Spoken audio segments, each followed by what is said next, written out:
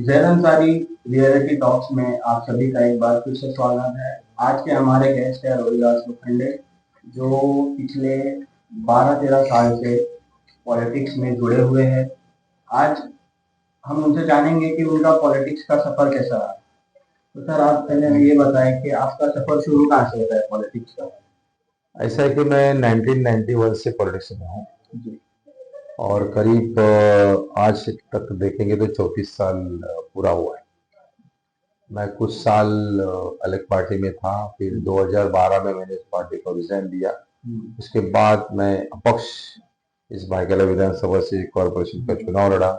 फिर मैं एमएलए का चुनाव भी अपक्ष लड़ा। अच्छे खासे पब्लिक ने मुझे साथ दिया। दोनों चुनाव में मुझे लोगों ने बहुत अच्छा साथ दिया।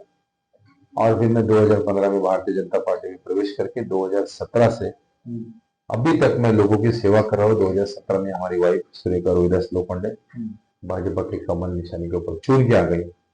लोगों ने बहुत अच्छा साथ दिया और 17 से 22 तक 5 साल उसके बाद, और ये भी तो 3.25 साल जो मिला वापस से, बल्कि फंड नहीं मिलता था, लेकिन 3.25 साल लोग हमको नगर से समझते थे।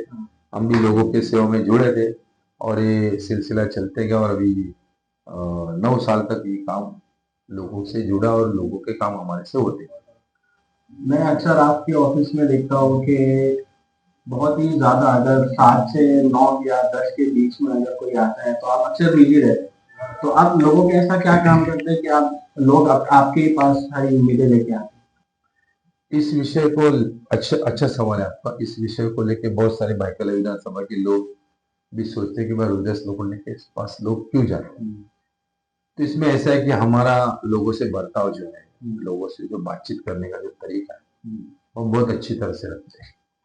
आने वाले जो भी शख्स है, महिला हो, पुरुष हो, बच्चे हो, यूथ हो, उनको हम बैठने के लिए जगह देते हैं अच्छी तरह से। इसका काम क्या है मैं समझ लेता हूँ, मेरे साथी समझ लेते हैं, मैं समझ लेता हूँ। उसके बाद उनके काम को कैसे अंजाम देना है उसकी सारी जानकारी, क्योंकि मैं 34 साल से क्षेत्र में काम करता हूँ, इसलिए मेरे पास उसकी सारी जानकारी है। और वो जानकारी होने के कारण मैं हर काम को अंजाम दे सकता हूँ। हर काम का निर्णय, हर काम का तरीका, हर काम का वे, हर काम के फॉर्म, जैसे सीनियर सिटीजन हो, विधवा महिला पेंशन हो, हैंडीकैप लोगों के काम हो, बीएमसी की समस्या हो, अस्पताल के काम हो, पुलिस स्टेशन के मसले हो, और भी गवर्नमेंट के बहुत सारे इश्यूज, माड़ा के हमारे यहाँ बहुत सारे इश्यूज होते हैं, उस सबको समझ के लोगों को न्याय देने का काम अपने यहाँ होता है। इसलिए मेरे पास 40-50 लोगों की भीड़ हमेशा मेरे सुंदर के कार्यालय में होती है। तो जैसे अभी आपने अपने काम के बारे में बताया, तो लोगों को आपसे क्या काम, मतलब कैसा, पैन कार्ड, आधार कार्ड। हाँ, अभी देखो, आधार कार्ड का करेक्शन हो, पैन कार्ड का काम हो, सीनियर सिटीजन को कार्ड देने का काम हो, महिलाओं का काम हो, उनको सिलाई मशीन देने का काम हो बीएमसी से, पुलिस स्टेशन के मसले हो, और एजुकेशन रिलेटेड काम हो, कास्ट सर्टिफिकेट किसको निकालना हो, डोमिसाइल सर्टिफिकेट किसी को निकालना हो, ये जो सारी गवर्नमेंट की जो फैसिलिटीज होती है उन लोगों को अक्सर पता नहीं होती। यूथ जो होता है 10 पास होता है, 12 पास होता है, लेकिन वो गवर्नमेंट के ऑफिस में जाता नहीं कभी, इसलिए उसको जानकारी कम होती है और परिवार के सदस्य अपने काम में उलझे हुए रहते हैं। इसलिए वो बच्चों को हमेशा कहते भाई जा, तुम्हारा कुछ काम हो लोखंडे साहब के ऑफिस पे जाके करो, इसलिए लोग मेरे पास आते हैं। जैसा कि अभी आपने अपनी वाइफ का, सुलेखा मैडम का जिक्र किया, तो देखा जाए तो 207 वार्ड नंबर 207 में आप मैडम को बहुत ज़्यादा प्यार मिला। तो मेरा क्वेश्चन ये है कि आप 212 में क्यों नहीं ध्यान दिया, क्योंकि आप ऑफिस तो आपका 212 में ही है। और दूसरी बात ये रही कि आप भी 15-20 साल हो गए गीता मैडम को, तो उनके कॉम्पिटिटर में आज तक के कोई नहीं दिखा। तो क्या आप भी थोड़ा झिझकते हैं इस वजह से?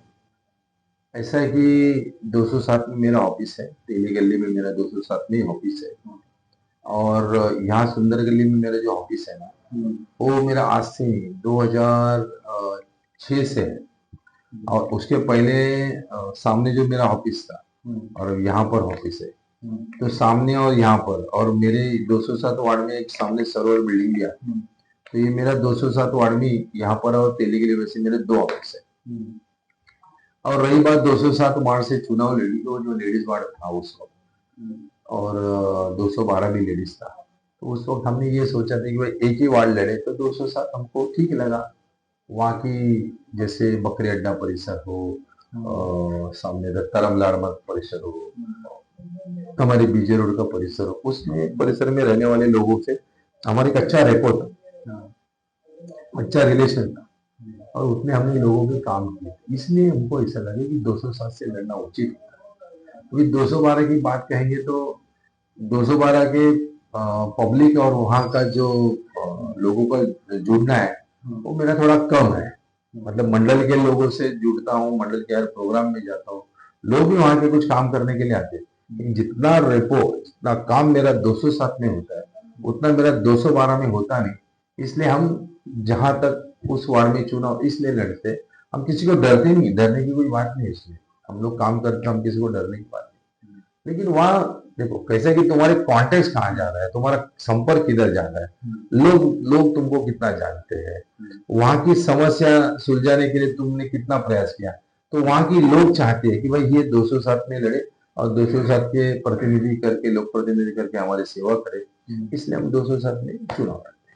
आपने कभी ये नहीं सोचा कि मैं खुद आगे आके बीजेपी की एक 211 में भी सीट लेकर आऊं? नहीं देखो, अभी वहाँ की परिस्थिति और पिछला जो रिकॉर्ड देखा जाएगा तो 211 में भाजपा को वोट मिलते हैं, और वहां पर भाजपा को जब वोट ही नहीं मिलते तो वहां चुनाव लड़ना उचित नहीं होता है, क्योंकि वो भाजपा के लिए हारने वाली सीट है। और वहां के लोगों के सुंदर गली से हमारे संपर्क है, लेकिन कुछ परसेंट है, मतलब 4-5% लोगों का संपर्क है, और 207 में हमारा 100% संपर्क है। तो हम 211 से भाजपा की सीट कैसे ला सकते हैं? वो नहीं आ सकती, हमको पता है उसके बारे में। इसलिए हम लोग वहां पर लड़ना भी नहीं चाहते, और हमारा संपर्क भी वहां पर कम होता है। मैं थोड़ा आपके पास्ट में जाना चाहूंगा, आपका घर का बैकग्राउंड कैसे था? मतलब आप अभी अब बैकग्राउंड की बात करेंगे तो भाईकला मार्केट में हमारे पिताजी धंधा करते थे, वहां पर काम करते थे। कुछ साल काम करने के बाद मैं वहां पर खुद उनको जुड़ा, मैं जुड़ा, मेरा भाई छोटा देवीदास वो जुड़ा, हम लोग फिर पिताजी और हम दोनों भाई मिलकर अच्छा खासा बिजनेस किया हमने। आज भी हमारी वहां पर जगह है, भाईकला मार्केट की वो संस्था है, उसमें मैं चेयरमैन हूँ आज वहां पर, वह चेयरमैन होकर मैं काम करता हूँ। तो उधर मेरा जुड़ना है, लोगों से अच्छा संपर्क है, और उस वहां से हमारी शुरुआत हो गई। फिर ऐसा ऐसा मेरा कॉलेज का टर्म खत्म होने के बाद फिर मैंने सामाजिक क्षेत्र में काम चालू किया। फिर सामाजिक करते करते पॉलिटिक्स में आया। फिर पॉलिटिक्स में आते आते फिर इतना आगे चला गया, इतना आगे चला गया कि हमारा व्यवसाय में ध्यान कम हो गया, और हमारा राजनीति ही हमारा क्षेत्र बन गया, और राजनीति में हम काम कर रहे हैं। अभी एक सवाल और रह गया था कि जैसा अभी कांग्रेस और बीजेपी का काम को लेके आप कुछ बता रहे हमारी जनता को? देखो, भारतीय जनता पार्टी का काम आज की तारीख में एक नंबर का काम है। पंतप्रधान हो, पार्टी के केंद्र के प्रेसिडेंट हो, हर स्टेट के प्रेसिडेंट हो, शहर के प्रेसिडेंट हो, बहुत काम करते हैं, बहुत काम करते हैं। और जहां जहां भारतीय जनता पार्टी की सरकार है वहां पर किसी मिनिस्टर को रिलीफ नहीं मिलती। हर मिनिस्टर को 16-17 घंटा काम करना पड़ता है।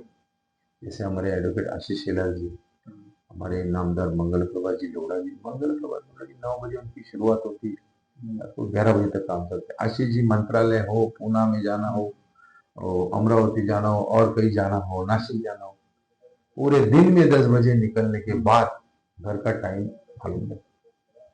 इसलिए उनके इतने काम करने के बाद इस सरकार आती, लोगों से संपर्क बढ़ता है और काम होता है, विकास।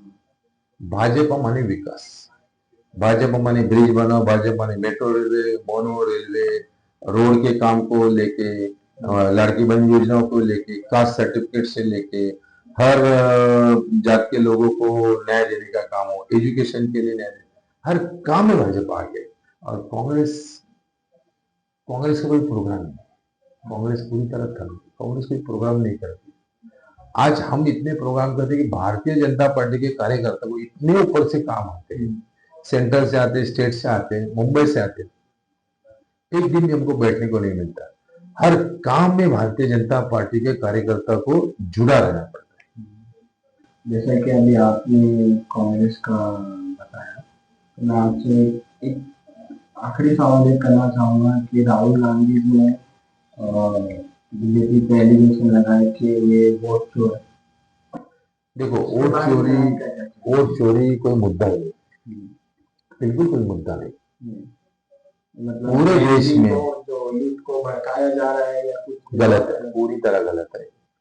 पूरी देश में हम्म, इलेक्शन कमिश्नर ने कहा था कि कहीं पर से आप बाहर से कोई भी कंट्री से किसी इंजीनियर को लेके आओ और इस मशीन में वोट चोरी होती है, इस मशीन में गड़बड़ी होती है, कोई भी बटन दबाओ एक ही पार्टी को जाता है, ऐसा किसी को भी लेके आ जाओ और मशीन आप मुझे उस मशीन में फॉल्ट दिखाओ या ऐसी गड़बड़ी होती है वो दिखाओ। अभी तक कांग्रेस पार्टी ने ये किया नहीं और ना दिखाया। ये मुद्दा ऐसा है कि कांग्रेस पार्टी के वोट बैंक कम हो गई और विकास के काम भारतीय जनता पार्टी के ज्यादा हो गए, इसलिए भारतीय जनता पार्टी को वोट मिल रही है, सरकार आ रही है, एमएलए चुन के आते, एमपी चुन के आते, इसलिए कांग्रेस के पास उसके बारे में कोई भी मुद्दा नहीं। तो वोट चोरी, दोबारा मतदान, बोगस मतदान, मशीन में गड़बड़ी, ये सब अभी देखो 2024 में लोकसभा में ज्यादा सीटें आई महाराष्ट्र से, भारतीय जनता पार्टी की कम आ गई, शिवसेना शिंदे गठ की कम आ गई, लेकिन तीनों पार्टी की सरकार की, तीनों पार्टी की ज्यादा सीट आई एमपी में, शरद पवार जी हो, उद्धव साहब हो, और वहां पर कांग्रेस पार्टी की तो 20 शायद सीट आ। वो टाइम पे वोट चोरी नहीं थी क्या? वो टाइम पे बोगस मशीन नहीं थी क्या? वो टाइम पे कुछ गड़बड़ी नहीं थी क्या? अभी कुछ भी मुद्दे को लेके युद्ध को भड़काने का काम राहुल गांधी जी कर रहे हैं, सरासर गलत है। भड़काने की कोई जरूरत नहीं है, लेकिन फिर भी इन्होंने कितने भी मीटिंग्स ले हुए, कितने भी युद्ध को भड़काया, पूरा देश जान चुका है। अरे भाईपाला स्टेशन देखो, चिंचपोकली रेलवे स्टेशन देखो, 7 रस्ते से मेट्रो रेल देखो, मोनो रेल देखो, ब्रिज देखो, अरे छोटी छोटी गली में सीसी रोड के काम हो रहा है, छोटी छोटी गली में। ये विकास है, लोग ये विकास को चाहते हैं। आज मुंबई शहर में इतना बड़ा विकास देखने के बाद आज मुंबई शहर के सब वोटर्स ने तय किया हमारा वोट जाएगा और महायुति का महापौर होगा, ऐसा लोगों ने सोचा। इसके लिए भाजपा एक विकास की राजनीति करती है और विकास को लेके चलती है, वोटर्स के पास जाएगी तो विकास को लेके जाएगी। आप हमारे व्यूअर्स को क्या मतलब अपनी पार्टी को लेकर कुछ मैसेज देना युवा यूथ को मैं यही मैसेज दूंगा कि देखिए, नरेंद्र जी मोदी हमारे देश के लाडले प्रधानमंत्री, आज उनके साथ माँ नहीं है, माँ का तो देहांत हुआ, उनके भाई नहीं, परिवार नहीं, मोदी जी का खुद का परिवार, किसके लिए जी रहे? खुद के लिए नहीं, पूरे देश के लिए। कोई योजना बनी जाती है तो देश के यूथ के लिए बनती है, सीनियर सिटीजन के लिए बनती है, महिलाओं के लिए बनती है। यूथ के लिए बहुत अच्छी विचारधारा मोदी जी के पास। पहले ऐसे पंतप्रधान नहीं थे कि क्रिकेटर को जाके मिले, जहाँ क्रीड़ा प्रोग्राम होता है वहां पर जाके मिले, अगर हमारी कहीं हार होती है देश की किसी स्पोर्ट्स में तो खिलाड़ियों को जाके मिले, या कोई अच्छा फंक्शन होता है वहां जाके मिले, कोई गाने में कोई सिंगर यूथ आगे चलता है उसको प्रोत्साहित करे। ये प्रोत्साहित करने का काम मोदी जी जो कर रहे हैं ना, वो लाजवाब है। और इसलिए इस देश का यूथ जो है वो आज भी मोदी जी को प्यार करता है, मोदी जी को चाहता है, और महाराष्ट्र के हमारे जो देवा भाव है उनको भी बहुत प्यार करते हैं। इसके लिए वोट बैंक यूथ की भी, आने वाला यूथ पूरे मुंबई शहर में सिर्फ और सिर्फ महायुति को ही वोट करेगा। भाजपा, शिवसेना, शिंदेगढ़ और अजित दादा पवार की राष्ट्रवादी पार्टी उसको यूथ करेगा, ऐसा हमको यूथ से पूरी तरह विश्वास है। बहुत बहुत थैंक यू हमारे पॉडकास्ट में अपना वक्त देने के लिए। धन्यवाद। हमारे चैनल को सब्सक्राइब करें, लाइक करें, शेयर करें।